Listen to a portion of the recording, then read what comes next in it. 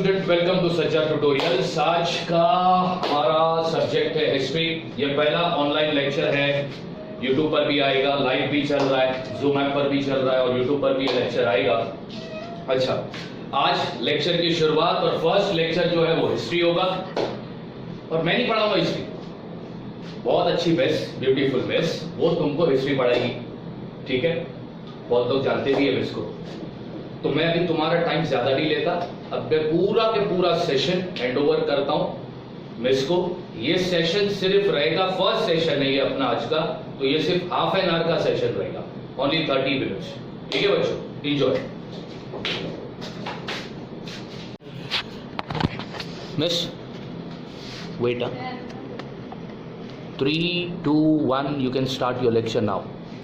So students, आज हम लोग पढ़ेंगे history lesson number 1, the Indian subcontinent and history. 1.1 Geographical condition and history. In the 5th standard, we saw at some length that there is a close relationship between man and his environment. जैसे कि हम लोग ने 5th standard में सबने पढ़ चुके हैं हिस्ट्री से रिलेटेड हमारे EVS 2 में। So हम लोग उसी के कंटिन्यूएशन में अभी पढ़ेंगे। जैसे कि हम लोग को पता है हिस्ट्री से एनवायरनमेंट, हिस्ट्री में हम लोग ने पढ़े थे एनवायरनमेंट और मैन बहुत ही क्लोज है एक दूसरे के। जैसे हमारे जो एनवायरनमेंट में चेंजेस आई धीरे धीरे, जो पुराने जमाने से लेकर अब तक जो इतना डेवलपमेंट हुआ है, वो सब हम लोग हिस्ट्री में पढ़ेंगे। We saw how the changes in the lifestyle of the early man and his technology were related to the changes in the surrounding. हम लोगों ने क्या देखे, जैसे पहले के जमाने में लोग थे, वो धीरे धीरे कैसे चेंजेस हुए, कैसे टेक्नोलॉजी अपडेट हुई और आज हम लोग यहाँ तक पहुँचे हैं। तो वो सारे हम लोगों को पुराने जमाने के लोगों से पता चला है। वो धीरे धीरे उन लोगों ने डेवलपमेंट किए और हमारी कंट्री प्रोग्रेस करते गए। We also reviewed the history of human civilization from the Stone Age to the agricultural civilization that flourished on the bank of river.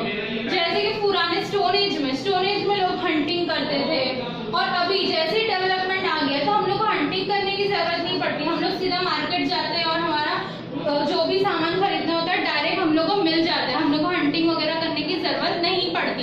इसको हम लोग क्या बोलेंगे, धीरे धीरे हमारा क्या हुआ, डेवलपमेंट हुआ है। अब व्हाट इज हिस्ट्री? हिस्ट्री जैसे ब्लैक बोर्ड पे मैंने लिखी हूँ, history is a coherent account of the significant past event in the progress of human culture. अब हिस्ट्री में हम लोगों को क्या मिलेगा, कोहेरेंट अकाउंट। कोहेरेंट अकाउंट मतलब जो थियरी, हिस्ट्री बहुत ही सिंपल इजी वे में हम लोग को एक थियरी मिला है जिससे हम लोग को इम्पोर्टेंट इवेंट जो पुराने जमाने में हो चुके हैं और पास्ट के कुछ रिलेटेड इवेंट्स हम लोग को पता चलता है। किसकी मदद से? हम लोग को हिस्ट्री की मदद से। और जो ह्यूमन कल्चर में लोग इंसानों की लाइफ वगैरह में चेंजेस आई है, प्रोग्रेस आई है, वो सब हम लोग को कैसे पता चल रहा है, हिस्ट्री की मदद से। हम लोग को कैसे पता है पहले आदिवासी रहते थे या पहले स्टोन एज था, ये जो भी चीजें हम लोग को किसकी मदद से पता चलती है, हिस्ट्री की मदद से। तो हिस्ट्री हमारा फर्स्ट आंसर है। What is history? History is a coherent account of the significant past event in the progress of human culture. Now, 4 pillars of history. History के 4 pillars: time, place, society and individual.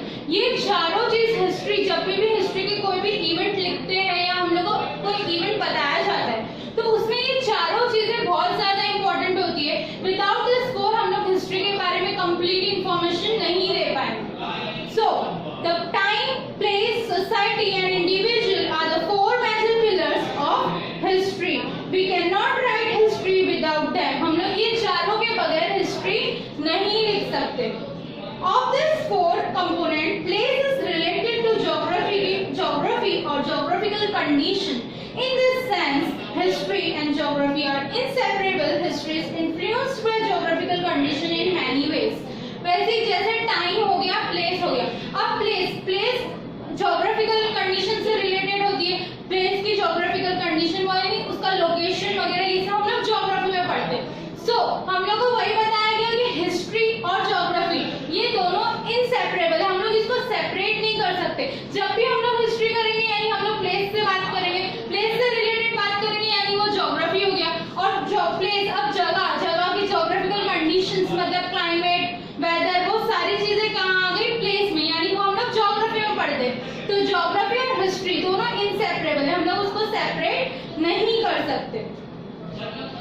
Our diet, clothing, housing, occupation, in fact, all human life in any region depend to a large extent on its geographical characteristic.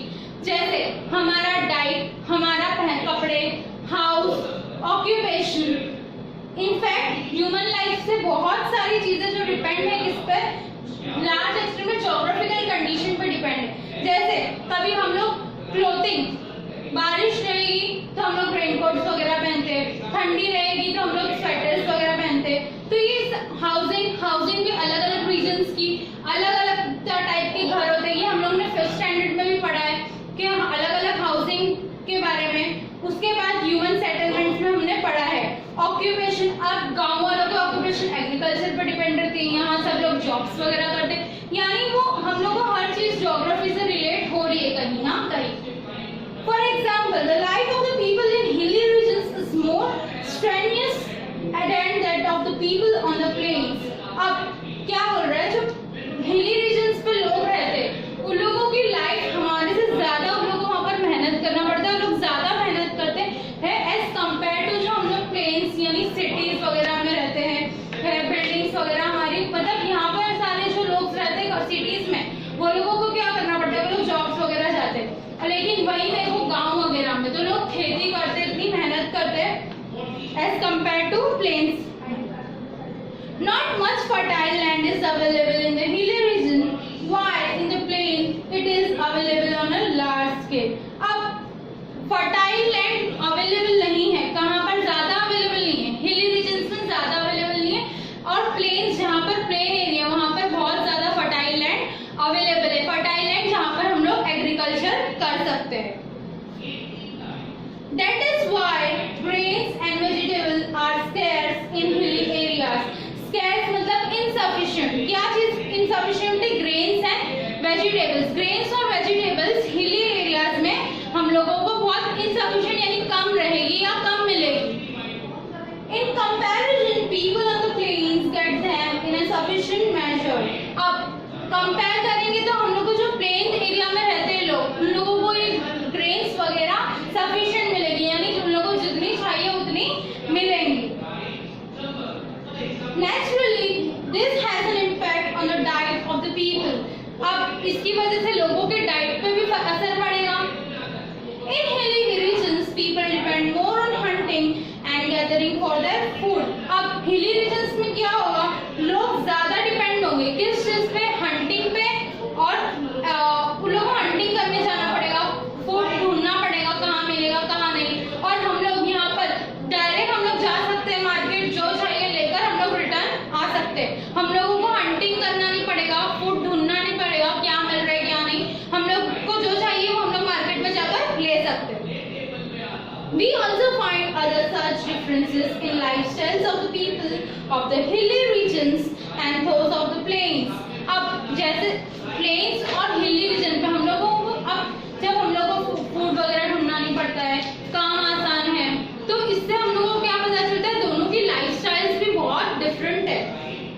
The climate, rainfall, agriculture produce, flora and fauna of the region where we live are the sources of livelihood. अब हमारी sources of livelihood क्या है? Sources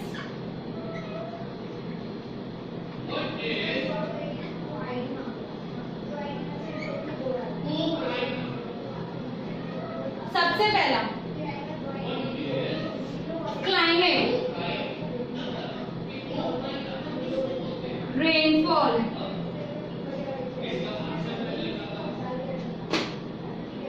agricultural produce, then flora and fauna.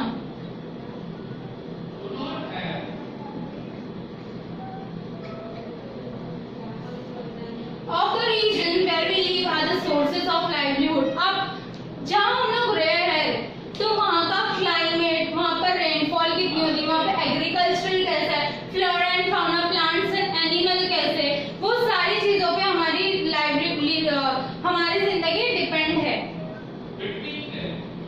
Human settlements have flourished. The lifestyle and culture of a region developed with their support. Human settlement have flourished.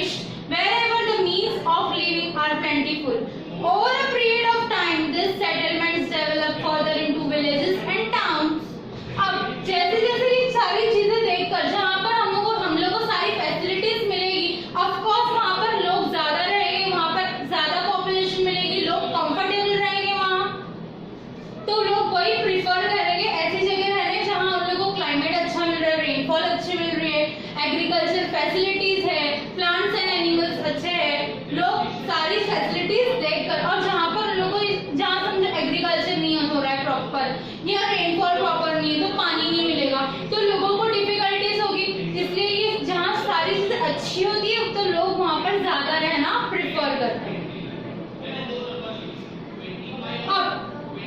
But sometimes reasons like the degradation of the environment, drought, invasions, etc. leads to the scarcity of those means people are forced to leave their settlements. अब कभी क्या हो जाता है, environment degradation यानी कुछ environment में problem, यानी जैसे प्लांट्स कट कर रहे लोग ज्यादातर, तो एनवायरमेंट डिग्रेड होगा यानी डाउनफॉल होगा ना एनवायरमेंट में। जब झाड़ नहीं होंगे तो अच्छी एयर नहीं मिलेगी, तो वो एक एनवायरमेंट से रिलेटेड चीज हो गई। लोग ज्यादा कट कर रहे हैं ट्रीज, तो वहाँ पे ट्रीज वगैरह नहीं रहेंगे, तो वो एनवायरमेंट क्या होगा, वहाँ पर डिग्रेड हो जाएगा। दूसरा ड्रॉट। अब ड्रॉट किसे बोलेंगे, जहाँ ऐसा एरिया जहाँ पे रेनफॉल बहुत कम होती है।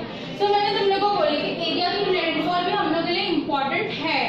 इन्वेशंस, जहाँ पर अटैक्स वगैरह ज्यादा होते हैं, आर्म फोर्स की कमी है, तो वो ऐसी सब जगहों पे भी लोग रहना प्रेफर नहीं करेंगे। सो ये सारी चीजों की वजह से भी कभी कभी लोगों को क्या हो जाता है, वो फोर्स होते हैं कि उन लोग जहाँ रह रहे हैं वो छोड़कर जाना पड़ता है इन लोगों को। They have to leave their settlements. Villages and towns become deserted. We see many such instances in history. Thus we see that there is a very close relation between history and geography. अब geographical condition की वजह से भी लोगों को अपनी जहाँ पे रहते हैं उन लोगों को वहाँ से हटना पड़ता है, और इसी वजह से हम लोग को पता चल रहा है कि हिस्ट्री और ज्योग्राफी में बहुत ही क्लोज रिलेशन है, और हम लोगों ने पढ़ चुके हैं कि हम लोग इसको सेपरेट भी नहीं कर सकते। इससे हमें क्या पता चल रहा है, इन लोगों का relation history cannot be separated by geography. So 1.2 ये हमारा 1.1 कंप्लीट हुआ। Now I am starting 1.2 geographical features of India. अब हम लोग इंडिया की कुछ ज्योग्राफिकल फीचर्स के बारे में पढ़ेंगे। Our country India extends for far and wide as at it north. अब हमारी कंट्री बहुत ज्यादा एक्सटेंड है। अब north east west north south से कहां से लेके कहां तक एक्सटेंड है, I will read. At it north में Himalayas, east to the east the Bay of Bengal, to the west the Arabian Sea, and to the south the Indian Ocean. Except for the islands of Andaman, Nicobar and Lakshadweep, the rest of the country is contiguous. अब Andaman, Nicobar and Lakshadweep ये तीनों island को छोड़ के हमारी पूरी country continuity में, यानी एक की बॉर्डर से दूसरी की बॉर्डर जुड़ी हुई है। We have to take in account the region henceforth referred to as ancient India. When we study the ancient history of India before 1947, today's Pakistan and Bangladesh were also a part of India. Before 1947 के पहले जो पाकिस्तान है आज का और बांग्लादेश है, वो दोनों क्या थे, इंडिया के ही अंदर थे। इंडिया के अंदर ही उन्हें काउंट किया जाता था। The following regions are seen to be important when we look at the course of Indian history. कुछ important regions अभी मैं पढ़ूंगी, वो जब हम लोग हिस्ट्री के बारे में बात करते हैं वो सारे regions को बहुत important माना जाता था। जैसे कि हिमालयास हो गया, the plain of Sindhu Ganga Brahmaputra river, third the Thar desert, fourth the Deccan plateau, fifth the coastal region, sixth the island in the seas. Now first Himalayas, हम लोग हिमालयास के बारे में पढ़ेंगे। The Hind Kush and Himalayas ranges have created an impenetrable wall on the north side of the Indian subcontinent. अब the Hind Kush और Himalaya range ये दोनों ने impenetrable, जिसके पास टेक्स्ट बुक नहीं है वो ये सारे वर्ड नोट डाउन कर सकता है।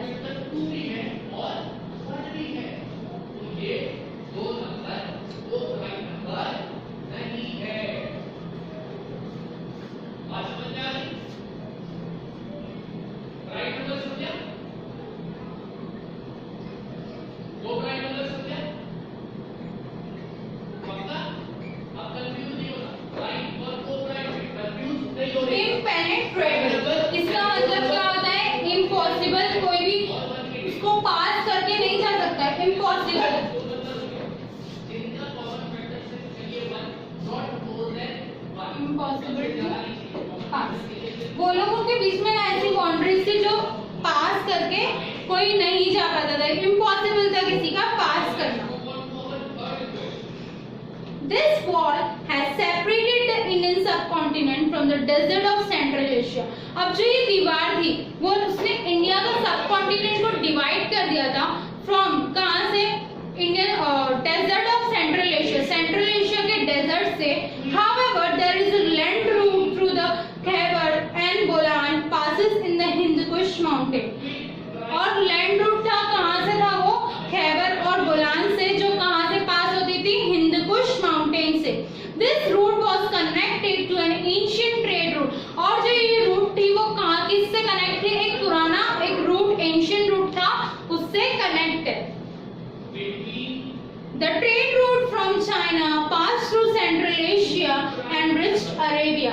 अब जो ट्रेड रूट था जहाँ से ट्रेडिंग करते थे चाइना से, तो वो कहाँ से ट्रेड रूट फ्रॉम चाइना पास होता था, कहाँ से है, एशिया और अरेबिया तक, एंड रिच्ड अरेबिया, एशिया से पास होके अरेबिया तक था। इट इज नोन एज, और वो रूट को क्या कहा जाता था, सिल्क रूट। क्या कहा जाता था, सिल्क रूट। और सिल्क रोड, सिल्क रूट भी कहा जाता था या silk road, because silk was the main commodity exported to the western countries using the road. क्योंकि वो रोड से सिल्क एक बहुत ज्यादा मेन कमोडिटी था जो ज्यादातर उस रूट से ट्रेड किया जाता था, उस रूट से दूसरी कंट्रीज मतलब ट्रेडिंग की जाती थी सिल्क की, इसलिए हम लोग वो रूट को क्या बोलते थे, सिल्क रूट या silk road. The route through the passes was used by foreign invaders to enter ancient India. Many foreign travelers also came to India by this route. अब foreign travelers को ये root से वो लोग क्या करते थे, एंशिएंट पुराने जमाने में जो इंडिया था वो लोग वो रूट से एंटर करते थे। Second, the plains of the Sindhu Ganga Brahmaputra. Sindhu Ganga Brahmaputra ये एक रिवर का नाम है।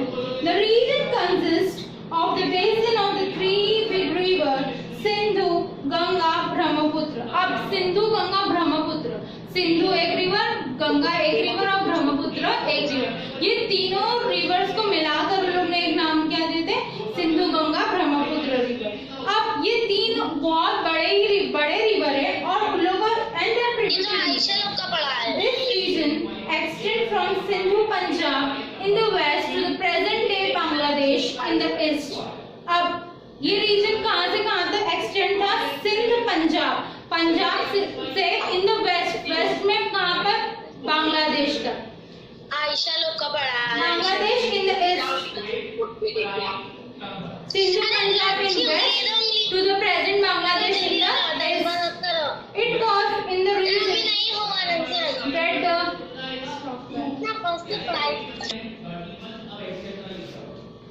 तीन बिग रिवर्स सिंधु, गंगा और ब्रह्मपुत्र। दिस रीजन, अब ये रीजन एक्सटेंड कहाँ रहा था, सिंधु पंजाब वेस्ट से लेक में से हमारा प्रेजेंट जो बांग्लादेश है वहां तक इन the east. Now it was in the region that the earliest Indian civilization of Harappa and the later states and empires of ancient India emerged. अब ये जो रीजन था वो क्या था, पहले हड़प्पा था and the state and empires of ancient India, ये सारी चीजें मर्ज किया था, क्या था। Now third desert, the Thar desert spread across. अब थार डेजर्ट कहाँ से कहाँ तक था, Rajasthan, Haryana and some part of Gujarat, ये तीनों चीज, राजस्थान, हरियाणा और कुछ गुजरात के पार्ट्स, ये सारे किसके अंडर आते थे, थार डेजर्ट के। अब part of the desert lies in today's Pakistan, और अभी जो पाकिस्तान आज के जमाने में हम लोग का पाकिस्तान है उसमें भी कुछ पार्ट है थार डेजर्ट का। The desert has the Sutlej river to its north. अब वो डेजर्ट के नॉर्थ में क्या है, Sutlej river. The Aravalli mountain range is to its east में क्या है, Aravalli mountain ranges. The Rann of Kutch to its south, और उसके साउथ में क्या है, Rann of Kutch. And the Indus Sindhu river to its west, और वेस्ट में क्या है, Indus. The Ghaggar rivers that originated in Himachal Pradesh reach अब जो घाघर रिवर है वो कहाँ पे लाई करता है? हिमाचल प्रदेश में रीच किया, जो हिमाचल प्रदेश में रीच द थार डेजर्ट, वो भी थार डेजर्ट में पहुंचता है। It is known as Hakra in Pakistan, Pakistan में उसको हम लोग क्या बुलाते हैं? Hakra. Its courses in Rajasthan and Pakistan has now dried up. अब जो उसके तो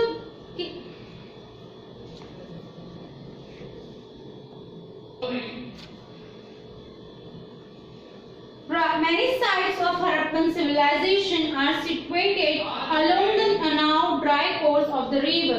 अब वो जो dry course river का है, जो river का पार्ट है, वहाँ पर क्या हो रहा है? हरप्पन civilization अभी वहाँ situated है। Fourth, the Deccan Plateau, the region between the east and the west coast of India, tapers off to the south. This region has the Arabian Sea to the west। ये region के west में क्या है? Arabian Sea। The Indian Ocean south में है, Bay of Bengal west में है।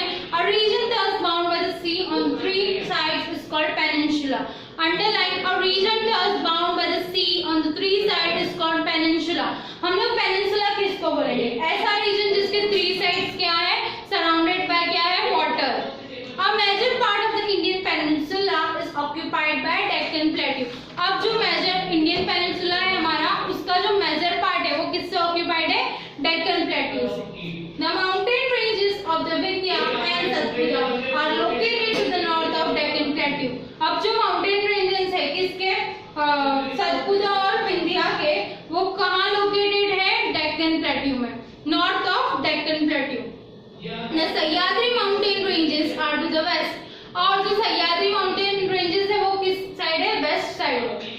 They are also known as Western Ghats। और उसको हम लोग क्या बोलते हैं? मतलब वेस्टर्न घाट से भी हम लोग वो जाना जाता है, वेस्टर्न घाट भी बोलते हैं। और सह्याद्री माउंटेन जो कहाँ है? वेस्ट साइड पर। तो हम लोग सह्याद्री माउंटेन का पार्ट भी बोल सकते हैं उसे, जो वेस्ट साइड पे, और वेस्टर्न घाट्स भी बोल सकते हैं। To the west of Sahyadri is the coastal region of the Konkan and Malabar। अब जो सह्याद्री के कोस्टल वेस्ट में कोस्टल रीजन है of Konkan and Malabar का है। The mountain on the eastern side of the Deccan Plateau are known as Eastern Ghats। अब जो eastern side में है डेक्कन प्लेट्यू के, उसको हम लोग क्या बोलते हैं? Eastern Ghats. Deccan Plateau has a fertile land where many post-Harappan agrarian culture flourished। Deccan Plateau was a part of the Maurya Empire, the largest in ancient India। Even Deccan Plateau किसका part था? Maurya empire का, जो कि बहुत ज्यादा फैला हुआ था कब? एंशिएंट इंडिया में। After the decline of the Maurya Empire, several other kingdoms and smaller empires continued to flourish in the region। अब जब मौर्य एम्पायर डिक्लाइन हो गया था, उसके बाद छोटे छोटे अपने अपने एम्पायर्स आने लगे, जो ये एरिया में फ्लरिश मतलब फैलने लगे, और वहां पर सेटलमेंट उन लोगों का होने लगा। कब? जब मौर्य एम्पायर डिक्लाइन हो चुका था। Fifth, the coastal region। From the time of the Harappan civilization, ancient India had trade relation with the western countries। This trade was carried on by sea। बहुत पुराने जमाने से हरप्पन सिविलाइजेशन के टाइम से ancient India जब trade relation था western countries से, western countries से हम लोग ट्रेड करते थे, हमारा प्रोडक्ट उन लोगों को देते थे, उन लोगों का गुड्स हम लोग लेते थे, यानी उसको हम लोग ट्रेड करते थे। और वो ट्रेड किसके थ्रू किया जाता था? सीज के थ्रू ट्रेड करते थे हम लोग। Therefore, India has developed contact and interaction with the foreign culture and the people by the seaport। Later on, land routes come to be used for trade and transport, but the importance of a sea route did not diminish। अब जैसे हम लोग सी root का हम लोग trade करने लगे, सी root से भी धीरे धीरे लैंड रूट भी हम लोग यूज करने लगे, बट जो सी रूट का इम्पोर्टेंस है वो खत्म नहीं हुआ। सी रूट से हम लोग आज भी ट्रेड करते हैं और पहले भी करते थे, और फॉरेन कंट्रीज से हमारे रिलेशनशिप इंडिया के यानी रिलेशनशिप अच्छे होते गए, और इवन हम लोग अभी हम लोग का लैंड से भी हम लोग ट्रेड करते हैं, लैंड रूट से भी हम लोग ट्रेड करते हैं। Sixth, the island in the sea, Andaman and Nicobar are the Indian island in the Bay of Bengal। अब बे ऑफ बंगाल में अंडमान और निकोबार ही ऐसा आइलैंड है जो कौन सा आइलैंड है? इंडियन आइलैंड है। is a group of Indian island in the Arabian Sea. और जो लक्षद्वीप वो एक ग्रुप है इंडियन आइलैंड का अरेबियन सी में. The location of this island may have been important in ancient sea trade. और जो इसकी लोकेशन है वो इम्पोर्टेंट है एंशिएंट सी ट्रेड के लिए. The manuscript Periples of the Erythraean Sea or Handbook of the Red Sea makes a mention of Indian island. अब manuscript मतलब जो हैंड रिटन स्क्रिप्ट थी जो लिखे थे उसमें हम लोगों को क्या किसके बारे में था? पेरिप्लस ऑफ द यूरेथियन सी और हैंडबुक ऑफ द रेड सी. इसमें हमारे इंडियन आइलैंड्स के बारे में भी मेंशन है. It has been written by an unknown Greek sailor. और वो किसके बारे में किसने लिखा था? एक कोई अननोन ग्रीक सेलर था जिसने ये लिखा था. Now 1.3 the Indian subcontinent. The cities of Harappa and Mohenjo-daro are in today's Pakistan. अब जो टुडे हमारा जो पाकिस्तान है वहाँ पर कौन सी सिटीज थी? Harappa and Mohenjodaro. Afghanistan, Pakistan, Nepal, Bhutan, Bangladesh, Sri Lanka and India together form the region known as South Asia. ये सारी कंट्रीज मिलाकर कौन सा रीजन फॉर्म करती है? South Asia. Considering the expanse and significance of India in this region, it is also known as Indian subcontinent. The Harappa civilization had spread mainly in the northwestern part of Indian subcontinent. जो Harappan civilisation है वहाँ पर क्या spread mainly पूरा north western part of Indian subcontinent जो north western part है वहाँ पर मेनली हम लोगों को क्या दिखेगा? Harappan civilisation. China and Myanmar, our neighboring countries, are not a part of South Asia or the Indian subcontinent. हमारी जो neighboring country चाइना और म्यांमार वो हम पार्ट नहीं है साउथ एशिया का या इंडियन सबकॉन्टिनेंट का पार्ट नहीं है. However, they had cultural and trade relation with ancient India. But उन लोगों का ट्रेड और कल्चरल रिलेशन है किससे? एंशिएंट इंडिया से. यानी पहले से ही हमारा कौन सा ट्रेड और कल्चरल रिलेशन है किससे? चाइना एंड म्यांमार से. They have an important place in the study of ancient Indian history. जब हम लोग स्टडी करते हैं एंशिएंट इंडियन हिस्ट्री तो हमारा बहुत इम्पोर्टेंट पार्ट रहता है चाइना और म्यांमार का जो कि हमारी नेबरिंग कंट्रीज है. सो ये चैप्टर में हमारा इतना ही था. नाउ